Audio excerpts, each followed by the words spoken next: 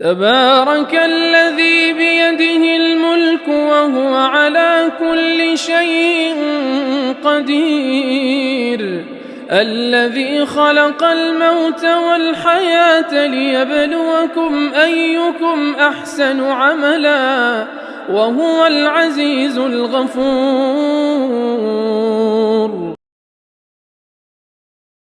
الحمد للہ والصلاة والسلام علی رسول اللہ، اما بعد۔ مقالے کا عنوان آپ کے سامنے آ چکا ہے۔ میں نے اپنے مقالے میں لکھا ہے کہ علامہ کشمیر رحمۃ اللہ علیہ نے 1400 کے لگ بھگ اشعار کہے ہیں۔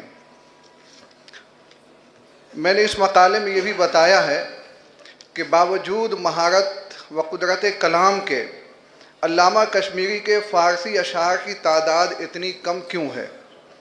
امام ہمام فرماتے تھے کہ میں نے اشعار لکھنے پر اپنا وقت کبھی ضائع نہیں کیا۔ ان کی تخلیقات جس قدر بھی ہیں وہ یا تو کھانا کھانے کے دوران زیب کرتاس ہوئیں یا اثناء سفر میں۔ فرماتے تھے کہ دسترخوان پر بیٹھتا تو پنسل اور کاپی لے کر بیٹھتا، ادھر لقمہ اٹھاتا، ادھر اشعار ڈھلتے جاتے، ادھر خورد و نوش مکمل ہوا، ادھر کلام بھی پایہ تکمیل کو پہنچا۔ گویا علامہ کا کلام مکمل طور پر فی البدیع اور برجستہ ہے، طبع آزمائی اور مشق و تمرین کو اس میں کوئی دخل نہیں۔ میں نے اپنے مقالے میں علامہ کشمیری کے ہر کلام کے بعد اردو ترجمہ بھی پیش کیا ہے اور کلام پر مختصر تبصرہ بھی۔ میں نے لکھا ہے کہ علامہ کشمیری کی شاعری انتہائی پرشان، پرزور، باوزن، باتمکنت اور شیرینی و چاشنی سے عبارت ہے۔ آمد ہی آمد ہے، تکلفات و آورد سے پاک ہے۔ ان کی شاعری میں وہ تمام عناصر موجود ہیں جو شاعری کو پرشوکت اور فن کو مقبولیت کے اوج ثریا پر پہنچاتے ہیں۔ تعبیرات، استعارات، تمثیلات کی فراوانی ہے، مضامین بلند، افکار عمیق اور بندش غضب کی ہے، نزہت خیال کے ساتھ ندرت بیان بھی ہے، رعنائی اسلوب کے ہم پہلو شادابی سخن بھی ہے، علم و ادب کا حسین امتزاج بھی ہے۔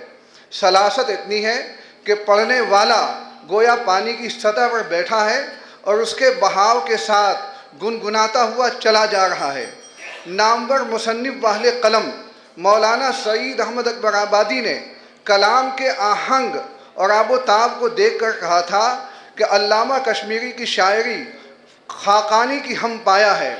خاقانی کا کلام ناچیز نے بھی پڑھا ہے اور اس بنیاد پر بے تکلف کہہ سکتا ہے کہ مولانا اکبر آبادی کا خیال بالکل متوازن اور حقیقت سے مملو ہے۔ بلا شبہ وہ اس فن میں بھی ایک معتبر حوالے کی حیثیت رکھتے تھے۔ میرا یہ مقالہ بڑی تحقیق 30 صفحات پر مشتمل ہے۔ وآخر دعوانا ان الحمد للہ رب العالمین۔